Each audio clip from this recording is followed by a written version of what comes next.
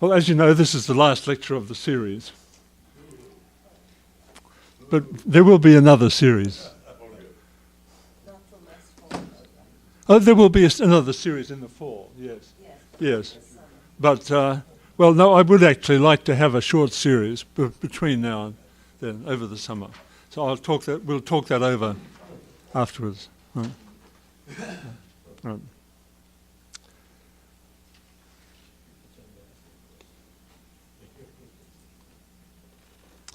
In the last lecture, we saw that purpose and value are present in the world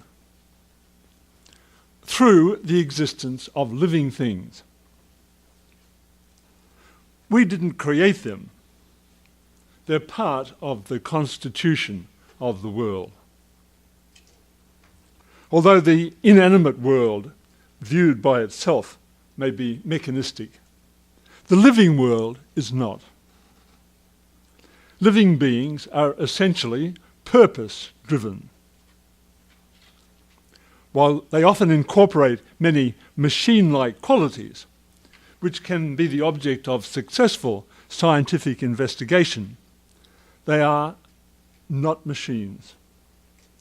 They manifest purpose, natural purpose, both in their actions and in their organic structure. They originate natural value. Some things are good for them and some things are bad for them. If we view at least that corner of the world, which is our planet, it is pregnant with purpose. This doesn't mean that all living things themselves have intentions, which would mean that they have conscious minds and wills, but that they suggest by their actions and forms that they are the product of a being with intentions. We saw also that there is in the world a natural, self-creating hierarchy of living beings. The lower, simpler, more restricted forms of life have changed themselves under the purposeful impulsion of their will to live into higher, more complex and more powerful forms of life. Bacteria have changed themselves into plants, which are more productive and fruitful, and plants have changed themselves into animals, which are still more fertile and prolific, more capable and competent. And animals have changed themselves into us. Once begun, life has been creative. It has manifested the energy to create purposefully for itself ever greater and higher forms of energy. The process of evolution has been driven by purpose. And we have no idea how this is possible.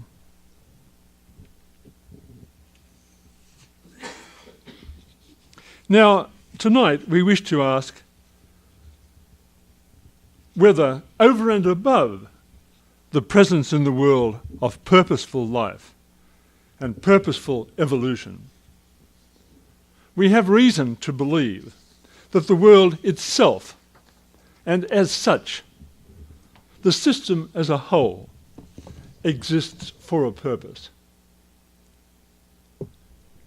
For several centuries since the rise of modern science, Western civilization has been dominated by what has been called the philosophy of the absurd. The view has prevailed among those who consider themselves enlightened that the universe is ultimately absurd, because science tells us it is nothing more than a gigantic mechanism which possesses in itself no meaning, purpose or value, and in which there is no rational reason to believe is the work of a supreme mind in particular. In particular, it views human existence as absurd because although we have life, minds and purposes and are capable of giving and receiving meaning for one another's lives through our relationships, we are cast nonetheless into a mindless universe which places no value on our existence or our happiness, but purely by the whim of chance both brings us into existence and robs us of that existence. But the argument of these lectures has been to repeat, first, that the purposelessness of the empirical world is not a doctrine of science, not a truth that it has discovered through investigation, but is nothing more than a methodological assumption, an a priori of science, developed historically for practical reasons and helpful for its practical purposes, but having no necessary significance for the deeper understanding of the cosmos. Second, we've argued that if we look at all closely at the living world around us, we see a very different picture from that painted by science. A world governed by teleological causation, whose very possibility we are absolutely incapable of understanding, except on the supposition that it has been created by an intelligence. If we set the mechanistic, methodological assumptions of science to one side, every living being in the world speaks to us of the existence of a supreme mind. For there is no other way that we can make the teleologies that we observe in living beings intelligible. In asking, therefore, whether the universe has a purpose, we are asking what motive could justify a supreme mind in creating this world.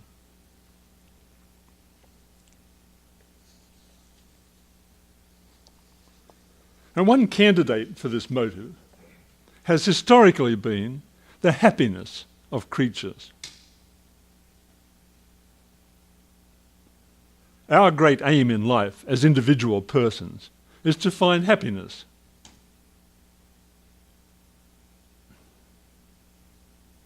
And so we easily believe that if the world existed to provide us with happiness, it would be sufficiently justified.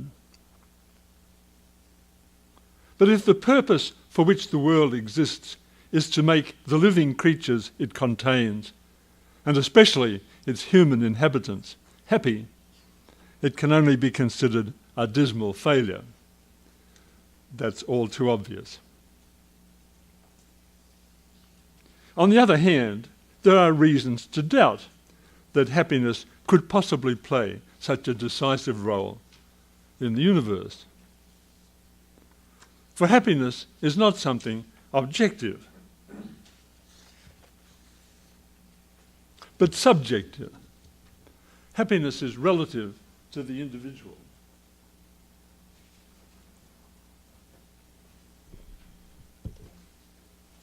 There are two main theories about happiness. In the ancient world, it was believed that happiness consisted in the fulfillment of our nature, which was interpreted to mean, above all, leading a life in accordance with reason. The modern theory, by contrast, is that happiness comes from the fulfillment of our desires. Both of these theories can be doubted. It seems doubtful whether the rational conduct of life is sufficient to create happiness, given the reality of suffering, evil and death. Already for the ancient Stoics, this was a grave problem. And secondly, it's possible to ask whether the satisfaction of our desires will actually succeed in making us happy, or is even capable of doing so. The ancients thought that that was far too self-centred a goal to achieve that effect.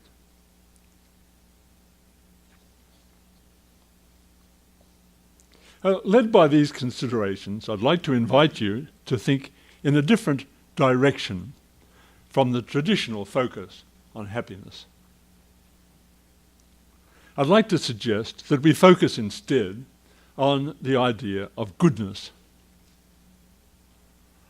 Goodness, as you will have heard in these lectures earlier, is a teleological concept. To be good is to be worth having as a goal or purpose. And every purpose is regarded by the agent striving for it as good. We have observed several times that goodness occurs only in relation to living beings. For an inanimate being, nothing can be either good or bad. But as soon as a living being arrives on the scene, the idea of goodness arises. Because, to repeat what I said a moment ago, some things will be good for it and other things bad. The very idea of goodness, then, properly understood, gives the lie to mechanicism and the philosophy of the absurd. Our question about the purpose of the world is therefore necessarily a question about goodness, since only a perceived good can be a purpose. The purpose of the world must be something that is sufficiently good in the eyes of a supreme mind that it makes the existence of the universe worthwhile.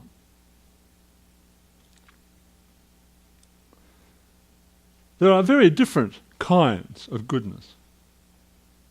Much of what we call good is so only instrumentally. It's good as a means to something else. That cannot be the kind of goodness we are looking for. We're looking for something that is good in itself, inherently, by its own nature. Furthermore, we're looking for a kind of goodness that makes other beings good. For we're seeking a kind of goodness that will justify the universe. Some believe that love is this goodness, either loving or being loved. Yet love by itself is not necessarily good, for it can be evil. The highest kind of goodness is moral goodness. This is recognized almost universally. Moral goodness means doing the right thing for the right reason, not merely doing the right thing, performing some external action, but it's crucial to the concept of a morally right action that it is done for the right motive or purpose. And the right reason is because it's the right thing to do. It's not enough to perform the right exterior action. It's even more necessary to have the right motive. If the only reason why we help the elderly lady across the busy street is because we hope she will remember us in her will, we have not performed a morally worthwhile action. Some have considered that aesthetic goodness, beauty, is ultimately higher or better than moral goodness. But while moral goodness is undoubtedly an objective quality of the person who is morally good, beauty is not, properly speaking, an objective quality of the objects we call beautiful, but rather a reflection of the quality of our own feeling, as Kant has shown. The source or foundation of moral goodness is the interior freedom of the adult human will. This freedom is something unique in the universe. It's the highest and most powerful of the teleological causes that occur in nature. Some think our highest power is intelligence, and there's a large industry devoted to attempting to create what's called artificial intelligence. No doubt intelligence is a great power, the power of insight. But intelligence alone, if we could imagine it disconnected from the freedom of the will, with which in reality it forms an integral whole, intelligence alone has no special claim to nobility, honour or dignity. A criminal mind is still a mind, even though criminal. The mere fact that something is observed or understood does not make it valuable. What confers dignity and value on a human being, in our experience, are two things, on two different levels. First is the fact of our nature, that as adults we are in charge of ourselves and our actions.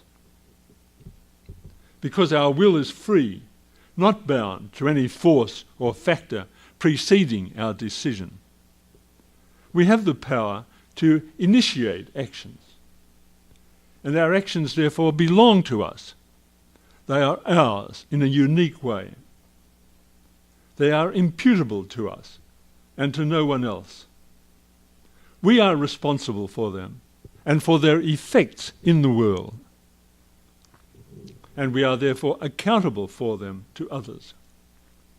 This is the source of our dignity as human beings.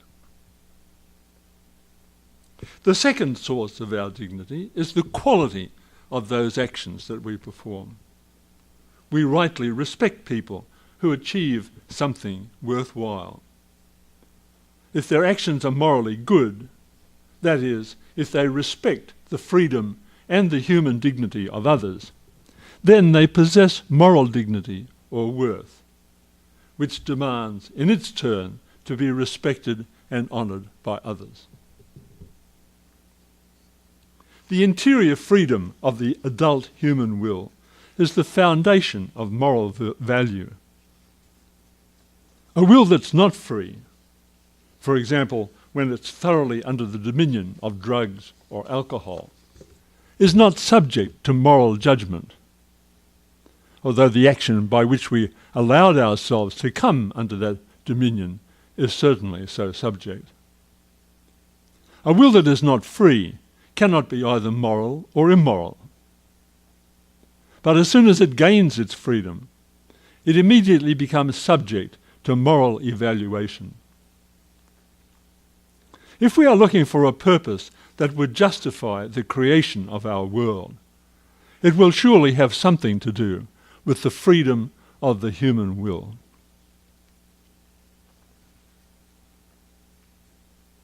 There are different levels of moral goodness. There is first the simple goodness of not being morally bad. This is not nothing, because it means that the action is in accordance with the moral law. But the highest kind of moral goodness comes into existence only in the encounter with suffering and evil. It's realized in the effort of the free adult will not to be overcome by suffering and evil, but to resist and to overcome them. If this thesis should be correct, it would entail that suffering and evil, I will not say are necessary, but that in this created world they are of such a nature that good can come out of them, and a kind of good, a supreme goodness, that cannot come into existence in any other way. We see here why happiness cannot be what justifies and redeems the world. It can be formulated in the question, would we want a life that was nothing but happy? For the highest qualities of human beings are moral qualities, and the highest moral virtues only come into play when they are faced with difficulty and hardship in the confrontation with suffering and evil. A life without hardship would also be one without heroism. Moral goodness is a higher and greater value than happiness. We are not made to be happy. We are made to be good. And I might add, such goodness or such happiness as we can achieve will be a consequence of goodness. So a world whose existence is justified in this way by the creation of moral goodness can only be considered the product of a supreme mind and a supremely good and moral mind. The next time you do a kind act, remember that you are justifying the existence of the universe.